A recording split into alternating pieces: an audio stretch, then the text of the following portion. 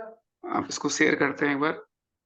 क्षेण नश्वरेण धनादिना स्वस्थं मन्यो जनः कोऽपि ज्वरवानिव सर्पिषा। जरवा नवी जरवा निव सर्पिसा। ज्वर न्यूज यानी कि बड़ी कठिनाई से कमाई जाने वाला, सुरक्षित न रहने वाला, विनस्वर। तो जो धन है बड़ी मुश्किल से कमाते हैं और कभी प्रोटेक्ट नहीं कर पाते उसको, असुरक्षित रहता है ऐसा धन। और पुत्र, जैसे बेटा भी बड़ी, इन सबका पुत्र आदि के द्वारा अपने आप को स्वस्थ और सुखी मानने वाला कोई भी मनुष्य किस तरीके से घी को खाकर ज्वर से पीड़ित मनुष्य की तरह मूर्ख होता है। हाँ, जो जो आदमी जिस तरीके से अगर बीमार है और बीमार होकर घी खा रहा है और घी खाकर अपने आप को स्वस्थ मान रहा है, तो वैसा ही मूर्ख अपन लोग हैं। अपन क्या है, पैसे से अपने आप को सुखी मान रहे हैं, उससे सुखी मान रहे हैं। तो ये क्या है कि हम घी खा रहे हैं और कुछ नहीं। बीमारी है, मुंह से गड़े हुए हैं और फिर भी घी खा रहे हैं, घी खा खा के अपने आप को सुरक्षित मान रहे हैं।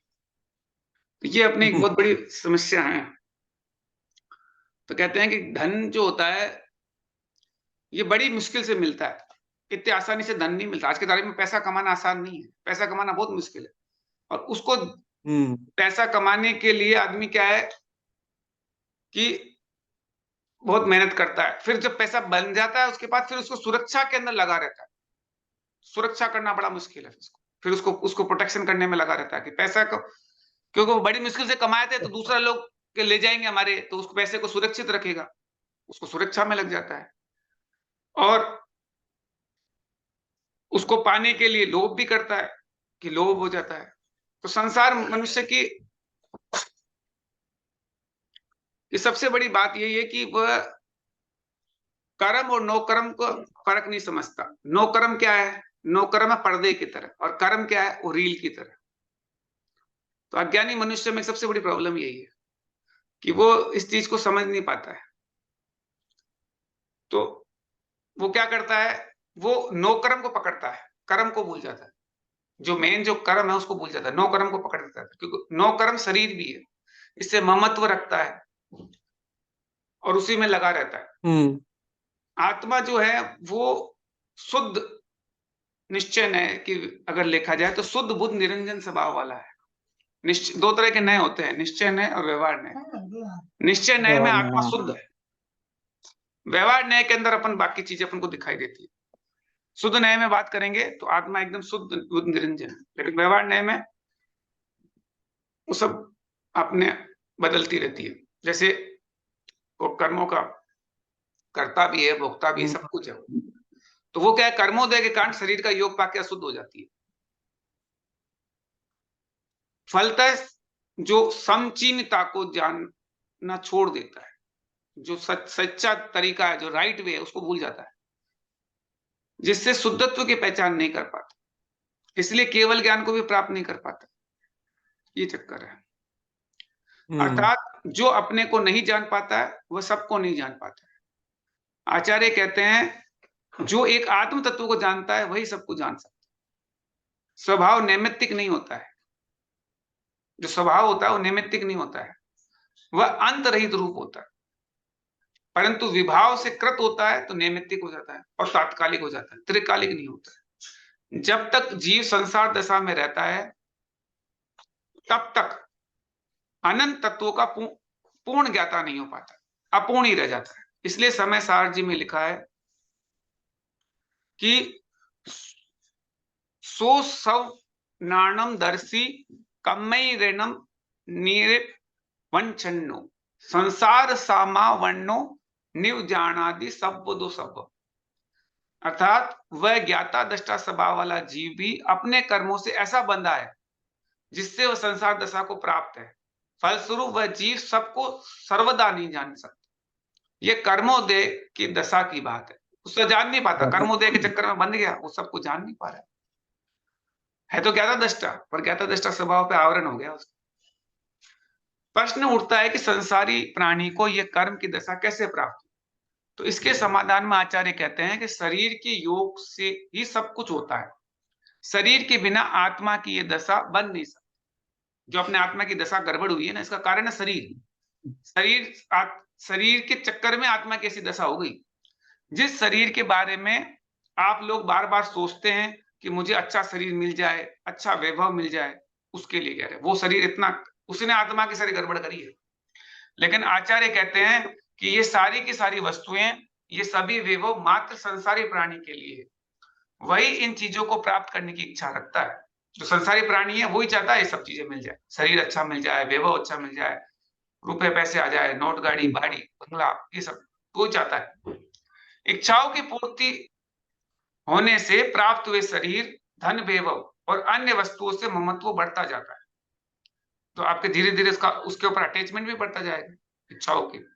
तो आपने एक शरीर की इच्छा करी, शरीर मिल गया आपको। आपने धन की इच्छा करी, धन मिल गया। वैभव की इच्छा करी, वैभव। तो अब उसका ममत्व हो जाएगा, क्योंकि आपने वो चाहा था और वो आपको मिल गया। मिल गया तो आप चिपक गए, चिपकोगे। कोई बच्चा फल किसी से खिलौने की संबंध जिद करता है कि मुझे ये खिलौना दो, और वो खिलौना उसको मिल जाता है, तो वो खिलौना चिपका के रखता है, वो उसको छोड़ता नहीं है, हाथ में लेके सोता है, क्योंकि ममत्व बढ़ जाता है उसका। जो खिलौने 10 है उसके पास में, लेकिन वो एक की जिद करता है कि मुझे ये वाला खिलौना चाहिए। अब वो पर्टिकुलर खिलौना उसको लाके दे दिया, और जैसे उसको लाके दिया, अब वो खिलौने को लेके सोएगा रात, तो छोड़ेगा ही नहीं उसको। क्यों? कि ममत्व बढ़ जाता है, क्योंकि उसको इच्छा करी, वो मिल गया। मिल गया तो भाई उसे चिपक के बैठ गया। तो ममत्व ऐसे ही बढ़ता है उसका। फलतः कर्म बंधन भी दृढ़ हो जाता है, तो उसका कर्म का बंधन भी दृढ़ हो जाता है ममत्व। इसीलिए इस इसकी प्रार्थना वृथा है। जो इस तदर्थ प्रार्थना व्रता ऐसा कहा भी जाता है, क्योंकि इसी कारण संसारी प्राणी को अशुभता का अनुभव करना पड़ रहा है। ये कारण है कि इसी कारण वो अशुभता का अनुभव करना, शुभ हट रहा है उसका, अशुभ में आ रहा है। पावन होते हुए भी अशुचिता का अनुभव करना पड़ता है। जो है तो आत्मा तो पवित्र है, लेकिन शरीर के चक्कर में वो अशुचि हो गई, तो उसमें 9 द्वार घिनौने बह रहे हैं, सब चीज 9 द्वार शरीर में से निकलते रहते हैं। उसका कारण ये अशुचि हो जाता है। फिर अपन को नहाना पड़ता है, रोज मंदिर जाते हैं, नहा धो के जाते हैं। क्या करें, अशुचि हो गए, तो शुचिता के लिए फिर नहाते हैं, करते हैं। अपन है तो पावन ही, लेकिन शरीर से चिपके हुए हैं, इसलिए अपावन हो गए। तो इसलिए कहते तुम पतित पावन मैं अपावन। तो तुम पतित पावन, तो तुम, मैं अपावन कैसे हुआ? शरीर के चक्कर में हुआ। नहीं तो मैं भी बराबर है पावन था, क्योंकि मैं शुद्ध आत्मा होता। तो पावन होते हुए भी अशुचिता का अनुभव करना पड़ता है। फिर इसके आगे की गाथा नंबर 14 आ रही है। फिर भी शिष्य पूछता है, बड़े आश्चर्य की बात है, जब इतनी मुश्किलों से ये संपत्ति कमाई जाती है, एवं धन दानी संपत्ति दोनों,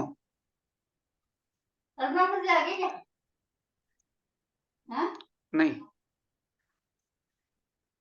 इतनी मुश्किल से धन संपत्ति कमाई जाती है, एवं धनाधिक संपत्ति दोनों लोकों में दुख देने वाली भी है, तब ऐसी संपत्ति को लोग छोड़ क्यों नहीं देते? इस संपत्ति जो दुख देने वाली है, तो ऐसी संपत्ति को छोड़ क्यों नहीं देते? तो आचार्य उत्तर देते हैं। ये आचार्य उत्तर देते हैं गाथा नंबर 14 में। विपत्तिमात्मनो मूढ़ः परेशामिव नेक्षते दह्यमान मृगाकीर्ण वनान्तरतरुस्थवत्। वनांतर तरुस्थवत। अब बता रहे हैं क्यों नहीं लोग छोड़ देते हैं इसको। छोड़ते क्यों नहीं है? अग्नि से जलते हुए मृग आदि जीवों से भरे वन में, जो अग्नि से जलते हुए मृग आदि जीवों से भरे वन के मध्य वृक्ष पर बैठे मनुष्य के समान, जो एक जंगल चल रहा है, पेड़ पे एक मनुष्य बैठा हुआ है, उस मनुष्य के समान मूढ़ प्राणी दूसरे की विपत्ति के समान अपनी विपत्ति को नहीं देखता है। वो देख रहा है कि एक गया, दूसरा गया, तीसरा गया, सब एक एक करके जा रहे हैं, लेकिन वो अपनी विपत्ति को नहीं पहचाना कर, तेरा नंबर तेरा भी आने वाला है, नहीं। वो आराम से पेड़ पे बैठा हुआ है, मूढ़ व्यक्ति की तरह। मूढ़ का मतलब मूर्ख, मूर्ख व्यक्ति की तरह। जंगल जल रहा है और उस जंगल में, उस जलते हुए जंगल में पेड़ के ऊपर बैठा हुआ है। सब लोग भाग रहे हैं पर वो बैठा हुआ है कि मेरे को क्या बिगड़ेगा, तेरे क्या नंबर, तेरा भी, अब सारे एक एक पेड़ जल रहे हैं, तू भी जलेगा एक दिन। भाग नहीं रहा, वो बैठा है वहां पे शांति से। ये कह रहे हैं, वन में तरु पर बैठा जैसा मन में चिंतन करता है, मन में चिंतन करता है। वन्य जंतु अब जले मरे सब, आग लगी वन जरता है। पर की चिंता जैसे करता, अपनी चिंता कब करता। दूसरे की चिंता कर रहा है, ये देखो ये हो रहा है, ये हो रहा है, उसकी चिंता करता, अपनी चिंता नहीं करता। मूड बना तब पुनी पुनी धरता, मरता है पुनी पुनी डरता। ये है, वो मनुष्य इस तरीके से है। हिरण, सिंह, व्याघ्र आदि अनेक जीवों से भरे हुए वन में आग लग जाने पर उससे बचने के लिए यदि कोई मनुष्य ऊंचे, किसी ऊंचे वृक्ष की शाखा पे बैठकर ये समझता है कि मैं तो ऊंचे वृक्ष पे बैठ गया हूं, अतः ये अग्नि मेरा कुछ नहीं बिगाड़ सकती, ऐसा सोचकर निश्चिंत हो जाता है। परंतु वह अज्ञानी जीव को यह ज्ञात नहीं है, जिस प्रकार इस वन में सभी जीव मेरे देखते देखते जल रहे हैं, उसी प्रकार थोड़ी देर में मैं भी भस्म हो जाऊंगा। वो ऊपर पेड़ पे बैठ गया, अब वो भी भस्म हो जाएगा, सब तो ये भी जलेगा, पर वो ध्यान ही नहीं देता। वो आराम से उसमें मस्त है, देखो ये गया वो गया। प्रकार यह अज्ञानी प्राणी धन आदि के निमित्त से दूसरों पे आई विपत्ति को बार बार स्मरण करता है। जैसे धन के कारण लोगों को कई प्रॉब्लम हुई, पैसों के कारण ही प्रॉब्लम हुई। देखता भी है कि पैसे, प्रॉपर्टी थी तब भाइयों में झगड़ा हुआ, प्रॉपर्टी नहीं होती तो झगड़ा भी नहीं होता।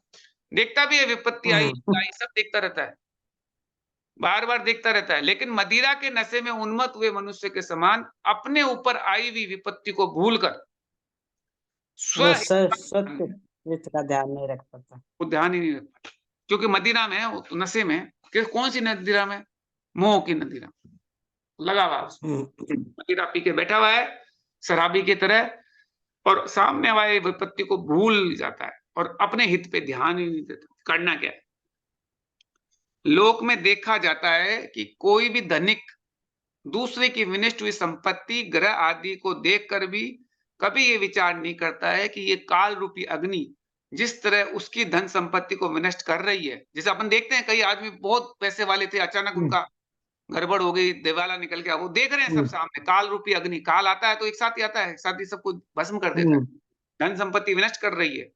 उसी प्रकार मुझे भी नहीं छोड़ेगी तो आपको भी नहीं छोड़ेगी, लेकिन मेरी, वो उस पर विश्वास ही नहीं करता। नहीं नहीं, मैं तो ऊपर ऊपर पेड़ पे बैठा हूं, मेरे को कौन बिगाड़ेगा, मेरी भी धन संपत्ति का वह काल रूपी अग्नि नष्ट कर देगी, ऐसा मानता ही नहीं है। वो बस उसी में लगा रहता है कि देखो उसका, वो देखो वो सेठ जी गए, देखो ये सेठ जी गए, वो देखो उनका ये गड़बड़ हो गई, वो। लेकिन अपने यहाँ गड़बड़ नहीं होगी, क्यों? क्योंकि मैं तो ऊपर पेड़ पे बैठा हूँ। अरे भाई, जिस जंगल में तू बैठा है वो तो जलेगा, तू भी तो जलेगा साथ में, लेकिन उसका ध्यान, वो आराम से उस संसार में बैठा रहता है ऊपर पेड़ पे कि देखो मेरी तो 6 मंजिल की बिल्डिंग है, मेरे आग तो नहीं लगेगी, आग तो लग चुकी, एक एक करके सभी जले हैं, तेरा भी नंबर आएगा। सामने देख रहे हैं लेकिन नहीं मानते, मानते ही नहीं उस बात को, उसी में लगे रहेंगे। फिर उसके आगे की गाथिका आती है, वापिस गाथा आती है उत्थानी का।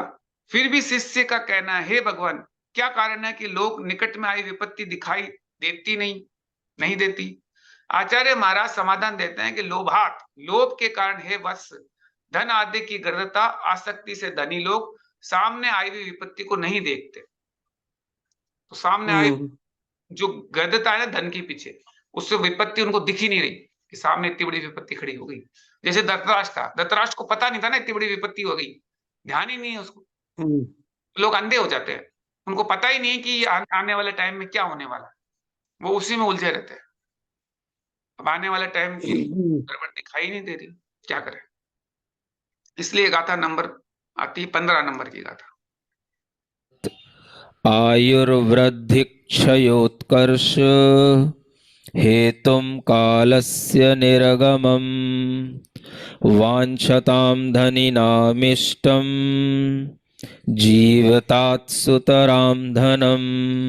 जीविता सुतराम धनम, यानी कि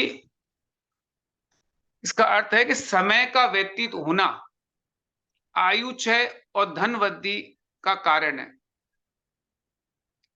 जो आयु क्षय और धन वृद्धि का कारण है। धन चाहने वाला धनवान पुरुष को अपने जीवन से भी अधिक धन इष्ट होता है। अपने अपने जीवन से भी ज्यादा उसको धन अच्छा लगता है। वो जीवन धन प्यारा लगता है। प्यारा लगता है उसे। धनम इष्टम। वो अपने जीवन से भी अधिक तरह धर्म को इष्ट करता हो। ये कारण है। कई लोग देखो आप बिल्कुल धन के पीछे बावड़े हो जाते हैं। काल बीतता ज्यों ज्यों त्यों त्यों आयु कर्म व घटे बढ़े।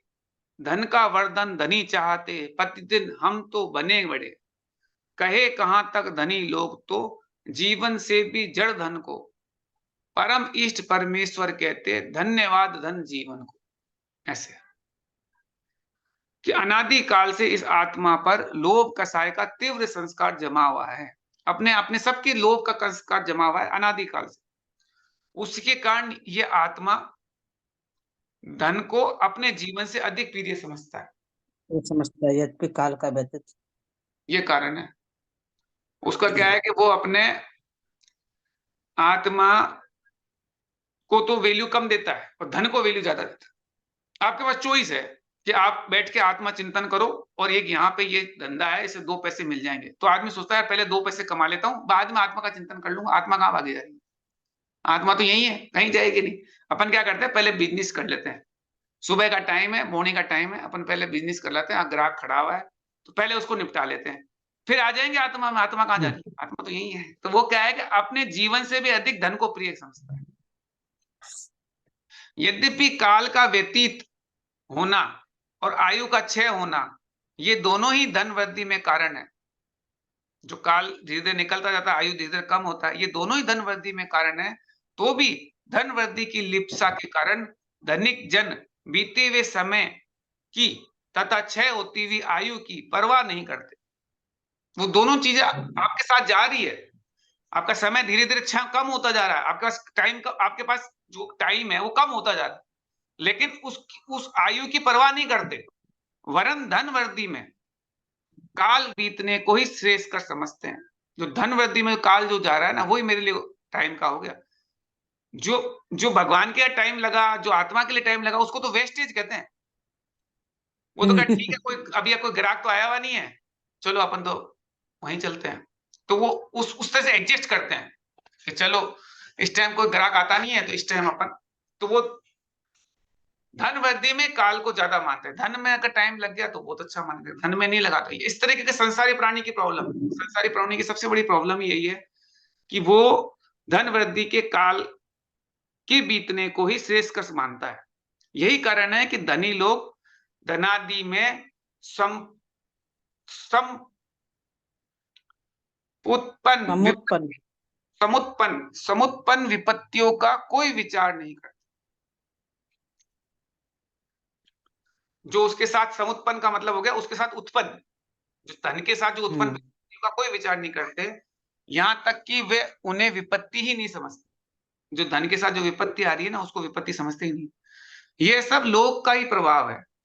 यदि विचार करते भी हैं तो धन की अभिवृद्धि और धन की अभिवृद्धि का विचार करते हैं और उसके संरक्षण का ही विचार करते हैं कि धन को कैसे प्रोटेक्ट करें, कहाँ इन्वेस्ट करें। संरक्षण का मतलब अब क्या करेंगे, उसको इन्वेस्ट करेंगे, उसे प्रोटेक्ट करेंगे, इसमें लगाओ, इसमें लगाओ, तो अब ऐसे कर लो, वैसे कर लो, दिमाग लगाते रहे।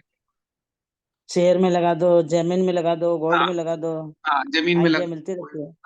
कहीं ना कहीं उसको संरक्षण करेंगे। वो कहेंगे ऐसे तो धन नष्ट हो जाएगा, धन को बचाने का प्रयास करेंगे, संरक्षण करेंगे और उन्हीं के कारणभूत साधनों को जुटाने का प्रयास करेंगे, उसके साधन जुट जाएंगे। आगत विपदाओं का कोई ख्याल नहीं रहता, उसके कारण जो विपदा आने वाली है उसका कोई ख्याल ही नहीं है। यह सब लोभ कसाय कर्म की उदय जन्य अविवेक एवं धन लिप्सा का ही महात्मा है। जो लोभ कसाय के चक्कर में तो इतना करता है। मुझे एक बात बताओ, वो आदमी इतना पैसा कमा रहा है और उसे उस पैसे के भोगने का ही टाइम नहीं है उसको, तो फायदा क्या हुआ कमाने का? उसको ठंडे दिमाग से बैठ के शांति से घर में परिवार वालों के साथ टाइम निकालने का टाइम नहीं है, खाने का टाइम नहीं है, सोने का टाइम नहीं है, रात रात भर दिन दिन भर लगे हुए हैं। तो वो क्या है, वो धन की लिप्सा ही तो है, जिसका महात्मा है कि वो सब विपदाओं का ध्यान ही नहीं दे। उसका शरीर खराब हो रहा है, उसका सब कुछ खराब हो रहा है, लेकिन उसको ध्यान ही नहीं। बस उसी में लगा हुआ वो, भाग रहा है। साहब एक इधर ऑफिस है, एक उधर ऑफिस है, एक कलकत्ता में है, एक वहां पे है, एक में पूरे इंडिया में ऑफिस है। अरे भाई तुम्हारे पूरे इंडिया में ऑफिस हो चाहे नहीं हो, तुम्हारी क्या हालत होगी तुम ये तो देखो। तुम तो इधर से हम्म भागते ही रहोगे बस, और क्या करोगे? उधर संभालोगे, उधर संभालोगे, बस इसी में जिंदगी निकल जाएगी तुम्हारी। तो तुम्हारा जो समय है वो इसी में निकल जाएगा, और बुढ़ापा आ जाएगा तो। हम्म आचार्य बार बार संबोधन करते हैं कि एकमात्र धन प्राप्ति ही जीवन का लक्ष्य नहीं है। जीवन जीने की सुविधाएं जिससे प्राप्त होती है, उस पुण्य एवं पवित्र विचार को बनाए रखने हेतु धर्म अपनाने का भी पुरुषार्थ करना चाहिए। आपको धर्म भी साथ में अपनाओ, जिससे आपको पवित्र विचार आपके अंदर आए, सही सही थॉट्स दिमाग में आए।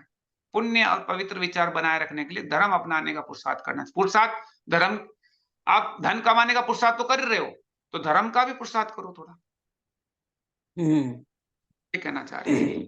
अब इसके आगे का सूत्र आता है, सूत्र नंबर 16, 16 नंबर का आता है। यहां पर शिष्य का कहना है कि धन जिससे पुण्य का उपार्जन किया जाता है, ये निंदा के योग्य क्यों है? धन को निंदा के योग्य क्यों कह रहे हैं? पात्रों को दान देना, देव की पूजा करना आदि क्रियाएं पुण्य के कारण है। वे सब धन के बिना हो ही नहीं सकती। कोई भी आपको कोई भी दान दे रहे हो या कोई देव पूजा कर रहे हो, तो ये बिना धन के थोड़ी हो सकती। इसलिए हम्म पुण्य का साधन रूप धन को निंदा क्यों कर रहे हो, निंद क्यों कह रहे हो उसको? ये तो बताओ। आप यहाँ इतने बड़े बड़े वो पंडाल तो लग रहे हैं, इतने बड़े बड़े वो लग रहे हैं, तो ये बिना पैसे के थोड़ी हो रहे हैं। तो पैसे को आप गंदा क्यों बोल रहे हो, उसको निंदा क्यों कर रहे हो, निंद क्यों कह रहे हो? वह भी तो प्रशिष्ट नहीं है। इसलिए जैसे बने वैसे धन को कमाकर, पहले धन को कमाओ और पात्र आदि को देकर सुख के लिए पुण्य संचय करना चाहिए। तो धन कमाओ और पात्र को दान दो, इसमें क्या गलत है? इसमें कोई गलती थोड़ी है मेरी, बताओ। अब मैं आप कोई भी प्रोजेक्ट है, कुछ भी, उसमें पैसा तो लगता ही है। पैसा कहाँ से आएगा? अब पैसा आप कह रहे हो कि पैसा खराब है, पैसा खराब, बिना पैसे कैसे काम चलेगा? तो वो शिष्य आचार्य से सवाल पूछता है, इसीलिए बोलते हैं आगे। आगे आचार्य बताते हैं, ये आचार्य बोलते त्यागाय श्रेयसे वित्त मवित्तः संचिनोति यः स्वशरीरं सपंकेन नास्यामीति विलिम्पति। नास्या मिति विलंपति, ये गाथा नंबर 16 है। यानी कि त्यागा यानी ध्यान के लिए तथा अपने सुख प्राप्त के लिए जो निर्धन व्यक्ति मनुष्य, जो निर्धन मनुष्य है, धन को संग्रहित करता है, वह, उसका बारे में बता रहे, वह मनुष्य मैं स्नान करूंगा इस विचार से अपने शरीर को कीचड़ से लिप्त कर रहा है। यानी पहले कीचड़ लगा रहा है और फिर क्या मैं नहालूंगा, हाँ क्या दिक्कत है? वो पहले कह रहा है कमा कि लो फिर दान दान दे देने दूंगा। के लिए पैसा कमा रहा है, वो इस तरीके से है कि मेरे को दान देना है इसलिए पैसा कमा रहा हूं। तो वो क्या कर रहा है, पहले कीचड़ लगा रहा है फिर नहालूंगा। वो वैसी सेम बात है वो, हम्म कि पहले कीचड़ लगा रहा है कि मैं नहा लूंगा, क्या दिक्कत है? कीचड़ लगाओ आराम से, उसमें जाओ, गटर में जाओ, पूरा कीचड़ लगाओ, फिर जाके आप नहा लो, क्या दिक्कत है? तो वैसे आप पहले पैसे कमाओ फिर दान दो, तो दान से सफाई तो होगी। पर पहले उस कमाने में जो गंदगी हुई वो आपके ऊपर ही है, वो आपकी चॉइस है क्या करना। हम्म तो निर्धन व्यक्ति के बारे में बोल रहे हैं, निर्धन धन अर्जित करता है दान हेतु यदि वह नाना। तो दान के लिए धन अर्जित कर रहा निर्धन व्यक्ति, दान कर्म का ध्येय बनाया, कर्म खपाना शिव पाना, कार्य रहा यह ऐसा जैसा अपने तन पर करता है, लेप पंख का कोई मानव स्नान करूंगा कहता है। पहले लेप लगा रहा है, अपने कीचड़ का लेप लगा रहा है, फिर कहता है, वो वैसा ही है इंसान। दान का पानी से नहा लेगा। हाँ, दान के पानी से नहा ले तो पहले कीचड़ लगा लो फिर दान कर लो, सफाई हो जाएगी आपकी। तो वो सब बातें लोभ की है, लेकिन बहाने नए नए चाहिए होते हैं ना लोगों को। लोग कभी भी एक्सेप्ट नहीं करेंगे कि मैं लोभ के चक्कर में कर रहा हूँ। लोग अपने आप को लोभी कौन कहेगा? वो तो कह रहा है कि मैं तो इतने लोगों का पेट भर रहा हूँ, मैं ये कर रहा हूँ, मैं वो कर रहा हूँ, मैं दान दे रहा हूँ, मैं ये कर रहा हूँ, 10 तरह की बातें बोलेंगे। इसलिए कमा रहा हूँ मैं तो। कमाना बिना कमाए कैसे काम चलेगा? काम तो आपका।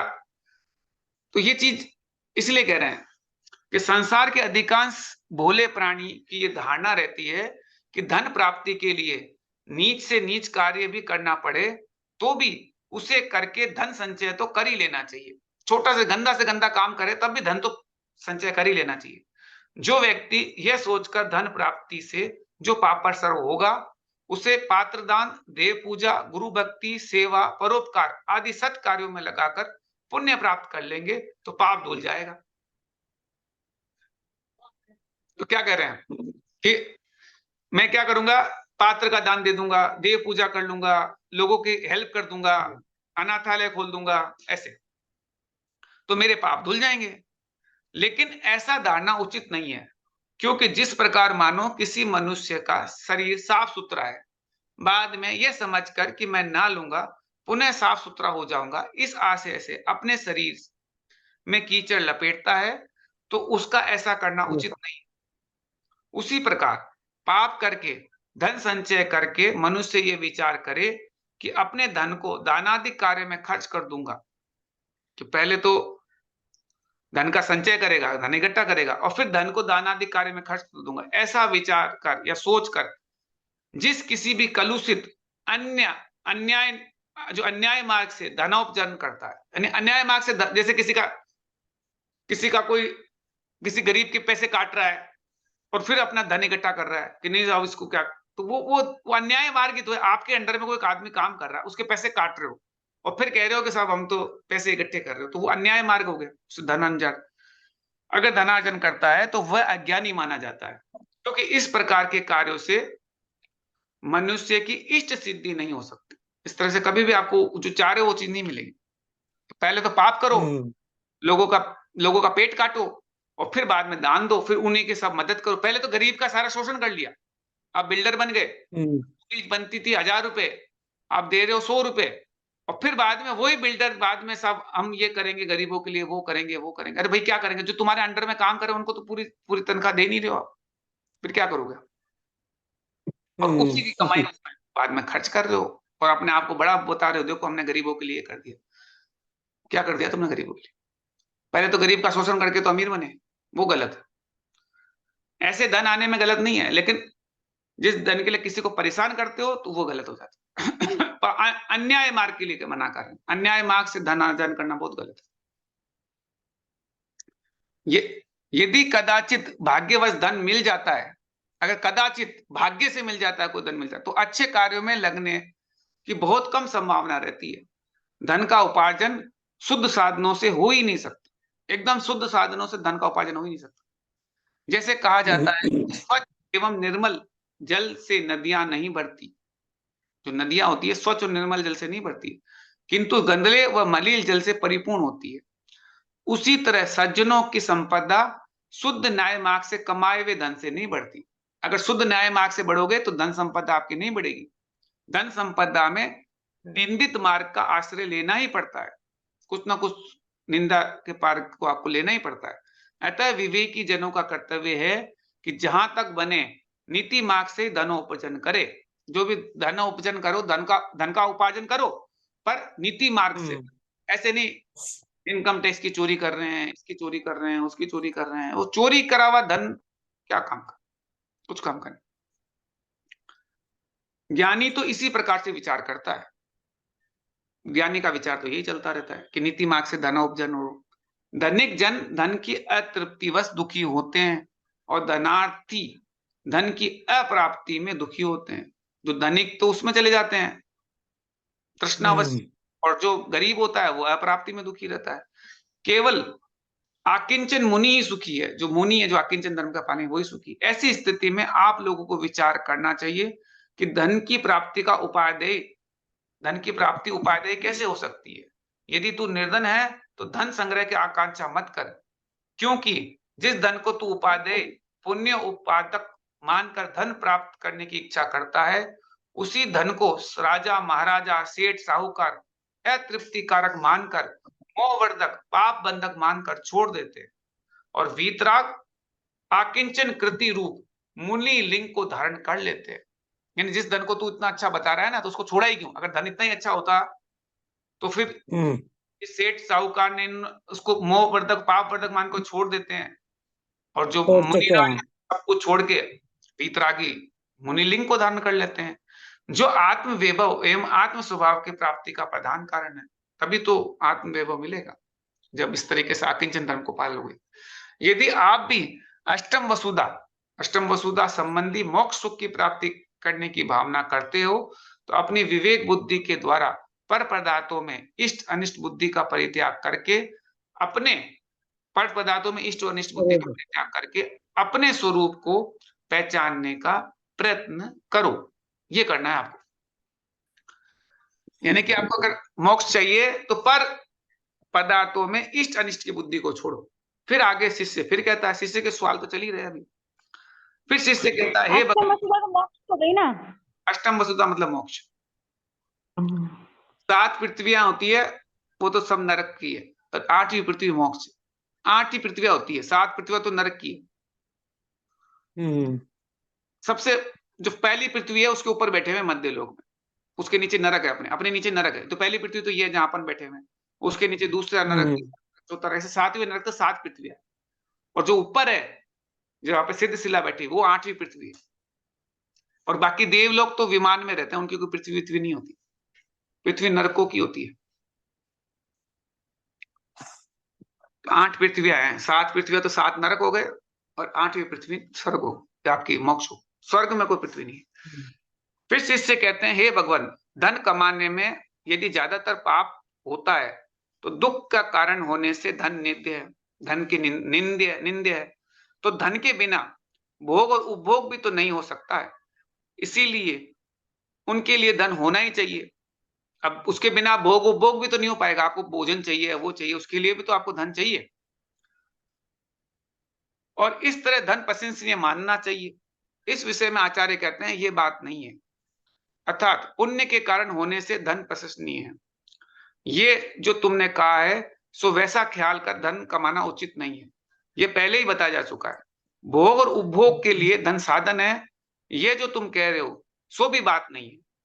यदि कहो क्यों, तो उसके लिए आचार्य फिर समझाते हैं। अब एक और बात, वो पहले वाला तो क्लियर कर दिया डाउट, अब दूसरा डाउट है। उपभोग, धन धन भोग उपभोग का साधन तो है, उसके बिना कैसे गाड़ी चलेगी, गृहस्थी कैसे चलेगी, बिना धन के तो चलती नहीं। रोज सुबह शाम खाना तो चाहिए ना, कहां से आएगा खाना? कपड़े तो चाहिए, मकान तो चाहिए, तो धन बिना कैसे चलेगा? किराया कहां से देंगे? अगर खुद का मकान नहीं हो तो भी किराया तो देना पड़ेगा, कहां से लाएंगे? अब ऐसे क्यों बोल रहे हो?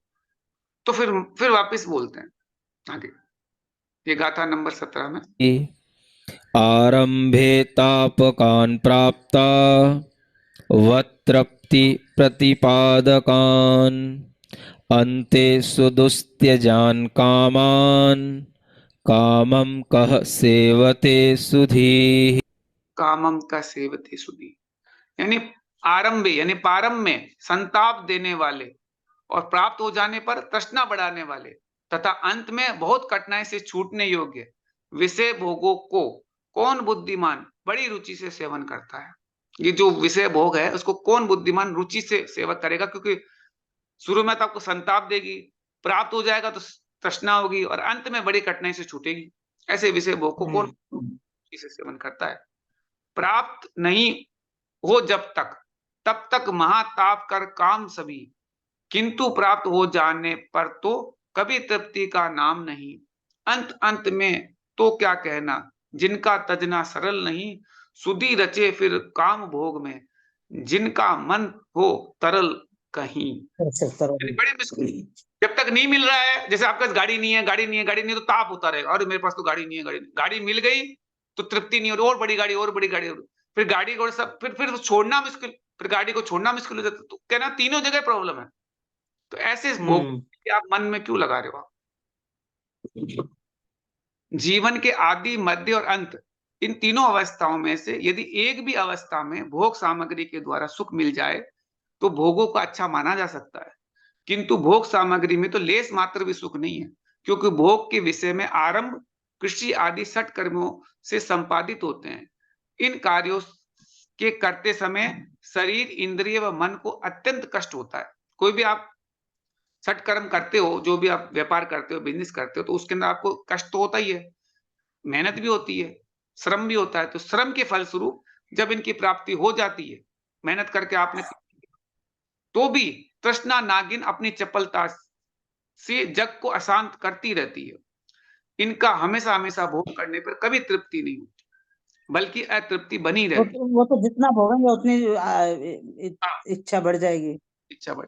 अब अपन जिनवाणी स्तुति करते हैं, फिर आगे का कल देखते हैं। अभी 5 मिनट है। वाणी वाणी के ज्ञान ते सुझे लोकालो, वाणी वाणी मस्तक धरे सदा दे तो दो। हे हे जिनवाणी जिनवाणी भारती तुम जपो जिन रे, जो जो तेरा तेरा संग है सो पावे सुख चैन। ऐसे करके कहीं आपको तृप्ति मिलेगी नहीं। पहले पैसे कमाने में दिक्कत, फिर बाद में उसको तृष्णा की दिक्कत, और बाद में संभालने में दिक्कत। गलत तरीके से मत करो, कमाई तो करो, गलत तरीके से मत करो।